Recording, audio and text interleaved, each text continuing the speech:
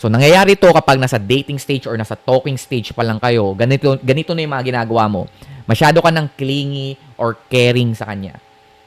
Okay? Ikaw lagi nag-i-initiate ng mga messages palagi. Binibigay mo lahat ng gusto.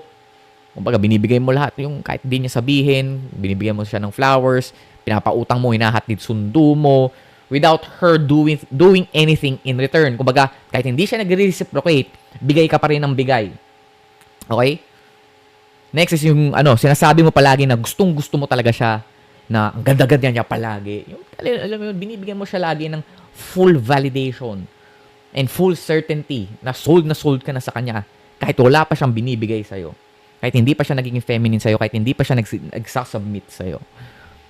Tapos may kasama pa ang sinasabi mo pa na ako na yung pinakaswerteng lalaki sa mundo kapag naging girlfriend kita. Yung mga ganun, yung mga teleserye script bullshit na naririnig nyo lang sa mga OPM songs tapos tinatry nyo i-apply sa real world in which hindi naman gagana yun sa totoong buhay, sa reality.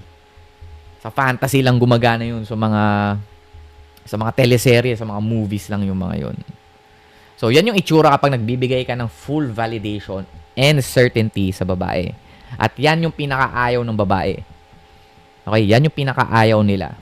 Because her biology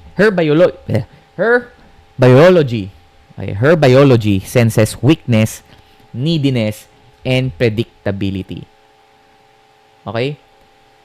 Neediness, weakness, predictability are the most unattractive traits ng isang lalaki. Kasi, again, it does not signal strength.